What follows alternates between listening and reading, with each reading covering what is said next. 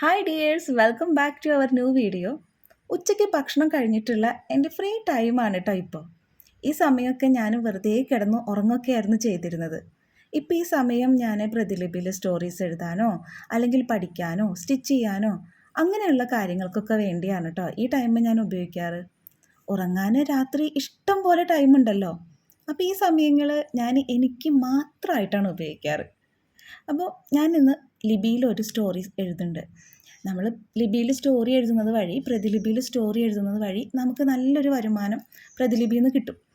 അപ്പോൾ ഞാനിന്ന് ലിപിയിലൊരു സ്റ്റോറി എഴുതുന്നുണ്ട്. നമുക്കിനിയിപ്പോൾ സ്റ്റോറി എഴുതാൻ തീമൊന്നും ഇല്ലയെന്നുണ്ടെങ്കിൽ ലിപിയിൽ തന്നെ നമുക്ക് ഓരോരോ ദിവസം നമ്മൾക്ക് പ്രതിലിപി ഒരു സബ്ജക്റ്റ് തരും. ആ സബ്ജക്റ്റിനെ കുറിച്ചിട്ട് നമുക്ക് സ്റ്റോറീസൊക്കെ എഴുതാം. അപ്പം ഞാൻ പ്രതിലിപിയിൽ ഇങ്ങനെ ഒരുപാട് ആളുകൾ ഓരോരോ ദിവസം സബ്ജക്റ്റ് തന്നിട്ടുണ്ടെങ്കിൽ ആ സബ്ജക്റ്റിനെ കുറിച്ചിട്ട് കഥയും കവിതകളും ഒക്കെ എഴുതിയിട്ടുണ്ടാകും. പിന്നെ എനിക്കിഷ്ടമുള്ള കുറച്ച് സ്റ്റോറീസ് ഉണ്ട്. ആ സ്റ്റോറീസൊക്കെ ഞാൻ ഒക്കെ ഒന്ന് നോക്കും കുറച്ച് സമയമൊക്കെ. അപ്പം ഞാൻ ഓരോരോ ആളുകൾ എഴുതിയ കഥകളും എനിക്കിഷ്ടമുള്ള സ്റ്റോറീസ് ആണെങ്കിൽ കമൻ്റൊക്കെ കൊടുക്കുകയൊക്കെ ചെയ്യും. അപ്പോൾ ഞാനിനി എനിക്കൊരു കഥ എഴുതണം. അപ്പോൾ കുറച്ച് സമയമൊക്കെ ലിപിയിലുള്ള കഥകളും മെസ്സേജസും കുറേ കാര്യങ്ങളൊക്കെ ഒന്ന് നോക്കിയതിന് ശേഷം ഞാനൊരു സ്റ്റോറി എഴുതുകയാണ് കേട്ടോ. അപ്പോൾ ഞാൻ എഴുതിയ സ്റ്റോറി ഞാൻ നിങ്ങൾക്കും കൂടെ വായിച്ചു തരാവേ. ഇഷ്ടപ്പെട്ടില്ലെങ്കിൽ സ്കിപ്പ് ചെയ്തോളും, കുഴപ്പമില്ല. അപ്പോൾ നമുക്ക് കഥ എഴുതാൻ വേണ്ടി സ്റ്റാർട്ട് ചെയ്യാം. ഉച്ചയ്ക്ക് ഒരു 12:30 1 മണിയൊക്കെ ആകുമ്പോഴത്തേക്കും ഞാൻ ഭക്ഷണം കഴിക്കും കേട്ടോ. അപ്പോൾ ഓരോ ദിവസവും പ്രതിലിപി നമുക്ക് എഴുതാനുള്ള വിഷയങ്ങൾ തരും. കഥയോ കവിതയോ എഴുതാനുള്ള വിഷയങ്ങൾ തരും.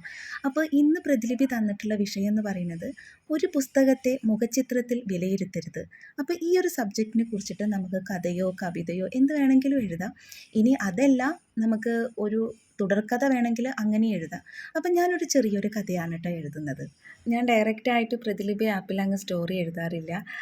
ഞാൻ ആദ്യം ഒരു പേപ്പറിൽ എഴുതും. പേപ്പറിൽ എഴുതി അതിൽ വെട്ടും തിരുത്തുകളും ഒക്കെ ഉണ്ടാവുമല്ലോ. അതൊക്കെ എഴുതി വായിച്ച് എനിക്ക് ഇഷ്ടമായതിന് ശേഷമാണ് ഞാൻ പ്രതിലിപി ആപ്പിൽ അത് എഴുതാറ് കേട്ടോ. പ്രതിലിപി ആപ്പിൽ അങ്ങനെയല്ല, നമ്മുടെ ഫോണിലൊക്കെ നോട്ട് എന്ന് പറഞ്ഞിട്ടൊരു ആപ്പ് ഉണ്ടല്ലോ, അതിലെഴുതി അതിൽ നിന്ന് കോപ്പി ആൻഡ് പേസ്റ്റ് ചെയ്യുകയാണ് ചെയ്യാറ്. അപ്പം ഞാനിതുപോലെ ന്യൂസ് പ്രിൻ്റ് പേപ്പർ 1 kg ഞാൻ വാങ്ങിക്കും. 1 kgക്ക് 75 രൂപ അങ്ങനെയായിട്ടുള്ളൂ, 75 80.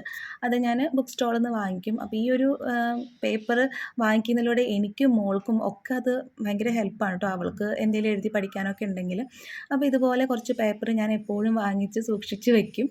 പിന്നെ ഇതിലാണ് കേട്ടോ ഞാൻ സ്റ്റോറീസൊക്കെ എഴുതുന്നത്. ഇനി ഇതിൽ എഴുതി വെട്ടും തിരുത്തലൊക്കെ കഴിഞ്ഞിട്ട് ഞാനങ്ങ് ആപ്പിലേക്ക് എഴുതുക ചെയ്യാം. അപ്പോൾ നമുക്ക് കഥ ഒന്ന് വായിച്ച് നോക്കിയാലോ. മറന്നുപോയ ഒരു ലൈബ്രറിയുടെ പൊടിപിടിച്ച ഷെൽഫിൽ ഒരു പുരാതന തുകൽ കൊണ്ട് ബന്ധിക്കപ്പെട്ട ഒരു പുസ്തകം. ആ പുസ്തകം മറ്റൊന്നിൽ നിന്നും വ്യത്യസ്തമായിരുന്നു. അതിന് തലക്കെട്ടില്ല, രചയിതാവില്ല, പ്രസിദ്ധീകരിച്ച തീയതിയുമില്ല. അതിൻ്റെ കവർ തേഞ്ഞു പോയിരിക്കുന്നു. പേജുകൾ കാലപ്പഴക്കം കൊണ്ട് മഞ്ഞ നിറമായിരിക്കുന്നു. പക്ഷേ അതിനെ ചുറ്റിപ്പറ്റി ഒരു നിഗൂഢത നിറഞ്ഞിരുന്നു. പലരും അത് തുറക്കാൻ ശ്രമിച്ചു. പക്ഷേ അത് തുറന്നു നോക്കാൻ ആർക്കും കഴിഞ്ഞില്ല. അതിൻ്റെ രഹസ്യങ്ങൾ വെളിപ്പെടുത്താൻ ശരിയായ വ്യക്തിയെ കാത്തിരിക്കുന്നത് പോലെ. മഴയുള്ളൊരു വൈകുന്നേരം എലിസ എന്ന പെൺകുട്ടി ലൈബ്രറിയിൽ അലഞ്ഞു നടന്നു. അവൾക്ക് എല്ലായ്പ്പോഴും പുസ്തകങ്ങൾ വളരെ ഇഷ്ടമാണ്. പക്ഷേ ഈ ലൈബ്രറി സവിശേഷമായിരുന്നതിനാൽ വായിക്കാൻ മാത്രമുള്ളൊരു സ്ഥലം മാത്രമായിരുന്നില്ല അത്. സമയം മന്ദഗതിയിലാകുന്നത് പോലെ മറന്നുപോയ കഥകളുടെ ഒരു സങ്കേതമായിരുന്നു അത്. ലൈബ്രറിയുടെ ഇടനാഴികളിലൂടെ അവൾ നടന്നു നീങ്ങുമ്പോൾ അവളുടെ വിരലുകൾ പുരാതനമായ ആ പുസ്തകത്തിൻ്റെ താളുകളിൽ ഉരഞ്ഞു. അവളെ അത്ഭുതപ്പെടുത്തിക്കൊണ്ട് ആ പുസ്തകം മൃദുവായ ഒരു ശബ്ദത്തോടെ തുറന്നു. അകത്ത് പേജുകളിൽ നൃത്തം ചെയ്യുന്നതായി തോന്നിയ വാക്കുകളോ തിളക്കമുള്ള ചിഹ്നങ്ങളൊന്നുമില്ല. എലിസ ജിജ്ഞാസയോടെ ആ പുസ്തകത്തിൽ അവളുടെ വിരലുകൾ ഓടിച്ചു. എലിസയ്ക്ക് അവളുടെ കണ്ണുകളെ വിശ്വസിക്കാൻ കഴിഞ്ഞില്ല. ചിഹ്നങ്ങൾ മാറാൻ തുടങ്ങി. അവൾക്ക് മനസ്സിലാകാൻ കഴിയുന്ന വാക്കുകളിലേക്ക് മാറുന്നു. പുസ്തകങ്ങൾ അവളോടൊരു കഥ പറയാൻ തുടങ്ങുന്നു. അത് അവളെക്കുറിച്ചുള്ള ഒരു കഥയായിരുന്നു. അത് അവളുടെ സാഹസികങ്ങളെയും ഭയങ്ങളെയും സ്വപ്നങ്ങളെയും കുറിച്ച് സംസാരിക്കാൻ തുടങ്ങി. അവളിലെ ജിജ്ഞാസ അധികരിച്ചു വന്നു. പുസ്തകം ഒരു കഥയേക്കാൾ കൂടുതലായിരുന്നു. അതൊരു ഗൈഡായിരുന്നോ, അതോ അവളുടെ ഭാവിയുടെ മാപ്പായിരുന്നോ? എലിസ ഓരോ പേജിലൂടെയും യാത്ര നടത്തി. പുതിയ സ്ഥലങ്ങൾ കണ്ടെത്തി. വിചിത്രമായ സൃഷ്ടികളെ കണ്ടുമുട്ടി. അവൾ ഉദ്ദേശിച്ച ധാരണയ്ക്ക് നയിച്ച കടങ്കഥകൾക്ക് പരിഹാരം കണ്ടെത്തി. എന്നാൽ അവസാന പേജ് സമീപിച്ചപ്പോൾ എലിസ ആ ബുക്കിലെ പ്രധാനപ്പെട്ട കാര്യം തിരിച്ചറിഞ്ഞു. ആ ബുക്കിലെ കഥ അവളെക്കുറിച്ച് മാത്രമല്ല, ഇത് വായിക്കുന്ന എല്ലാവരെയും കുറിച്ചായിരുന്നു അത്. ശരിയായ വ്യക്തിക്കായി പുസ്തകം കാത്തിരിക്കുകയായിരുന്നു. മാത്രമല്ല, അതിൻ്റെ ഉള്ളടക്കങ്ങൾ കണ്ടെത്താനും അതിലെ കഥ കൈമാറാനും അനന്തമായ സാധ്യതകളുടെ പുസ്തകമായിരുന്നു അത്. ഓരോ വായനക്കാരനെയും മാറ്റുന്ന ഒന്ന്, അവരുടെ സ്വന്തം കഥ പറയുന്നൊരു പുസ്തകം. അപ്പോൾ ഈ ഒരു ചെറുകഥയാണ് ഞാൻ പ്രതിലിപിയിൽ എഴുതിയിട്ടുണ്ടായിരുന്നത്. അപ്പോൾ ഞാൻ ഈ കഥയ്ക്ക് കൊടുത്ത ഹെഡിങ് എന്ന് പറയുന്നത് ഒരു പുസ്തകത്തിൻ്റെ കഥ എന്നായിരുന്നു കേട്ടോ. എനിക്കങ്ങനെ ഒരാൾക്ക് കഥ വായിച്ചു കൊടുക്കാൻ അത്ര ഒരു അറിവില്ല. ചില ആളുകൾ കഥ വായിക്കുന്നത് കേൾക്കാൻ നല്ല രസമാണല്ലോ, കേട്ടിരുന്നു പോവും. എന്ത് കഥ, ചിലപ്പോൾ കഥയിൽ നിന്ന് നമുക്കൊന്നും മനസ്സിലായില്ലെങ്കിലും ആ കഥ വായിക്കുന്ന രീതി നമുക്ക് ഒരുപാട് ഇഷ്ടമാവും. അങ്ങനെയല്ലേ, എനിക്കങ്ങനെ ഒരാൾക്ക് കഥ വായിച്ചു കൊടുത്തിട്ടില്ല. അങ്ങനെ നല്ല രീതിയിൽ അങ്ങനെ വായിച്ചു കൊടുക്കാൻ എനിക്കറിയില്ല. കഥകൾ വായിക്കുന്നത് ഇഷ്ടമാണ് കേട്ടോ. അപ്പോൾ ഇതാണ് ഞാൻ എഴുതിയിട്ടുള്ള ആ ഒരു കഥ. ഈ ഒരു ചെറുകഥ എഴുതാൻ എനിക്ക് ഒരുപാട് സമയം എടുക്കേണ്ടി വന്നിട്ടുണ്ട്. അപ്പം ഞാൻ വോയിസ് ഓവർ കൊടുത്തതിൽ ചെറിയൊരു സൗണ്ട് വരുന്നുണ്ട്. അത് വേറൊന്നുമല്ല, നമ്മുടെ വീടിൻ്റെ തൊട്ടപ്പുറത്തൊരു വീടിൻ്റെ പണി നടന്നുകൊണ്ടിരിക്കുകയാണ്. അപ്പോൾ അതിൽ നിന്നുള്ള സൗണ്ടാണ് കേട്ടോ കേൾക്കുന്നത്. കുഴപ്പമില്ല, ഒരു വീട് എന്ന് പറയുന്നത് എല്ലാവരുടെയും സ്വപ്നമാണല്ലോ.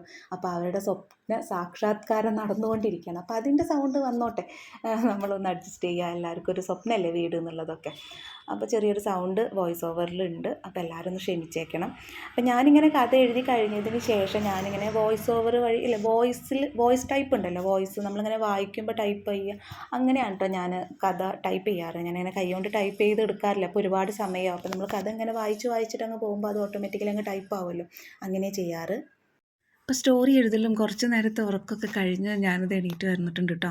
അപ്പോൾ ഇനി ലച്ചു വരാറായിട്ടുണ്ട്. ഇനി ചായ അവൾക്ക് കഴിക്കാൻ എന്തെങ്കിലുമൊക്കെ ഉണ്ടാക്കണം. അപ്പോൾ ഞാൻ ആദ്യം എനിക്കൊരു കട്ടൻ ചായ ഉണ്ടാക്കാമെന്ന് വിചാരിച്ചു. നമ്മൾ കുറച്ച് നേരമൊക്കെ ഒന്ന് ഉറങ്ങിയിട്ട് പിന്നെ ഒരു കട്ടൻ ചായ കുടിക്കുന്നൊരു സുഖം ഒന്ന് വേറെയാണല്ലോ. അപ്പോൾ ഞാനൊരു ചായയൊക്കെ കുടിച്ചിട്ട് ഞാൻ പിന്നെ വീഡിയോ എഡിറ്റ് ചെയ്യാനോ അങ്ങനെ എന്തെങ്കിലുമൊക്കെ കാര്യങ്ങളൊക്കെ ഉണ്ടാവും. അപ്പോൾ അതൊക്കെ ഒന്ന് നോക്കുകയാണ്. ലച്ചു വന്ന് കഴിഞ്ഞിട്ടുണ്ടെങ്കിൽ പിന്നെ അവളായിട്ട് കുറച്ച് നേരം ടൈം സ്പെൻഡ് ചെയ്യും കേട്ടോ. പിന്നെ രാത്രി എനിക്ക് പ്രത്യേകിച്ച് പണികളൊന്നും ഉണ്ടാവില്ല.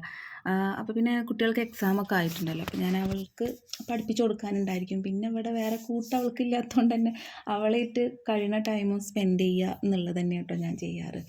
ഇനി അവൾ വരും. അപ്പം ഇനി കുറച്ച് നേരം എനിക്ക് വീഡിയോ എഡിറ്റ് ചെയ്യാനും അങ്ങനത്തെ കുറച്ച് സംഭവങ്ങളൊക്കെ അതൊക്കെ ഒന്ന് ചെയ്തുകൊണ്ടിരിക്കണം. അപ്പം നമുക്ക് പ്രതിലിപി ആപ്പിലൂടെ സ്റ്റോറീസ് വായിക്കുക എന്നുള്ളത് മാത്രമല്ല, സ്റ്റോറീസ് എഴുതുകയും ചെയ്യാം.